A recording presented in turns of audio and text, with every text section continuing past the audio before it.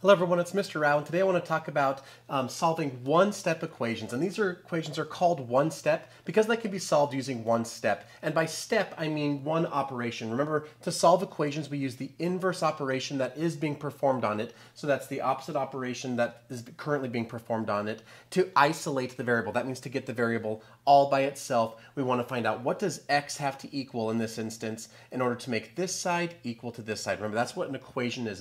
It's where two values are equal to each other, and we know that because of that equal sign. So let's just get started right away. In this first example, our operation currently being performed is subtraction. So I have x minus 34. So if I think about the inverse operation that I'm going to be using, the inverse of subtraction is addition. So I'm not going to subtract again. I'm actually going to add to kind of undo what's been done to this x. So I'm going to add 34.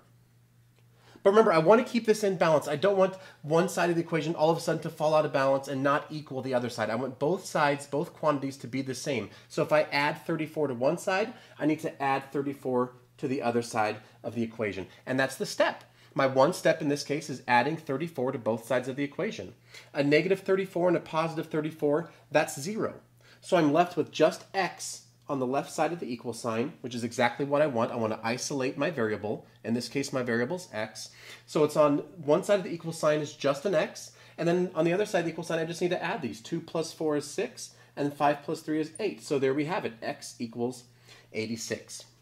Going on to the second problem, my operation being performed is actually multiplication. Even though there's not a little dot there, 9y means 9 times y. So I need to look at the inverse. The inverse of multiplication is division. So my one step in this case is going to be dividing both sides by 9. 9 divided by 9 is 1. So I have 1y, which is exactly what I want. I want to isolate my variable y in this case. And on this side, I need to find out what is 126 divided by 9. So if you don't know that off the top of your head, you can kind of just do the long division. 9 does not go into 1, so I need to go to the 12. 9 goes into 12 one time. 1 times 9 is 9. 12 minus 9 is 3. I bring down the 6. 9 goes into 36 4 times, so y equals 14. Moving on to number 3, I have z squared equals 144. The inverse of raising a number to a power is taking the root of that number. So in this case, I have the square power. I have the power of 2, so I need to take the square root of both sides. The square root of z squared is just z, so my variable is isolated just like I want.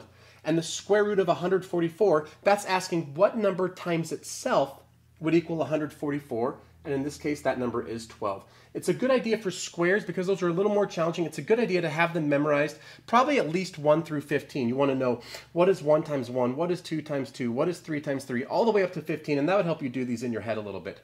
And this fourth one, I'm going to let you do this one on your own. I'll put the answer in the description of this video. So try to solve this on your own. The only hint I'll give, it looks like a fraction, but remember a fraction is just a division that hasn't been done yet. So in this case, the operation is division. So you'll need to think about what inverse operation you'll use and try to solve it on your own, and the answer will be in the descriptions. Thanks.